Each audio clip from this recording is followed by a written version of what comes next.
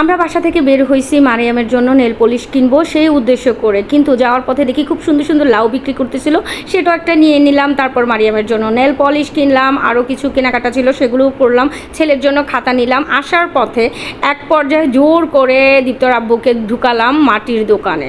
যাই হোক, আমার গাছের জন্য কয়েকটা টবের দরকার ছিল, ও বলতেছিল কিভাবে নিব। আমি বললাম যে একটা না একটা ব্যবস্থা করে নিব, তুমি অন্তত কিনে তো দাও আমাকে। যাই হোক, অনেক বুঝানোর পর ফাইনালি আমি 3টা টব কিনে নিলাম। আর এখানে কি সুন্দর সুন্দর ব্যাঙ পাওয়া যাচ্ছিল মাটির, আমার দেখে তো মনটা ভরে গেল।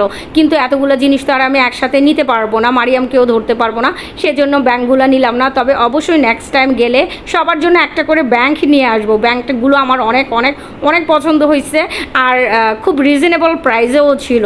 যাই হোক, মোটামুটি আমি 16 ইঞ্চির 3টা টব নিচ্ছি। আর এখানে দেখো মাটির ঘড়ি, মাটির আল্লাহর নাম, কত সুন্দর করে ডিজাইন করে ওনারা তৈরি করেছে। আসলে মাটি দিয়ে সব কিছু তৈরি করা সম্ভব। আর এই যে আমার টবগুলোতে মাটি লেগে আছে, ভাইয়াকে বললাম পরিষ্কার করে দিতে, ভাইয়া পরিষ্কার করে দেবে। এখানে আরও যে কত সুন্দর সুন্দর ঘর সাজানোর শোপিস ছিল, সময়ের অভাবে আমি আপনাদেরকে দেখাতে পারি নাই, কিন্তু আমার মন ছুঁয়ে গেছে মাটির জিনিসগুলো দেখে।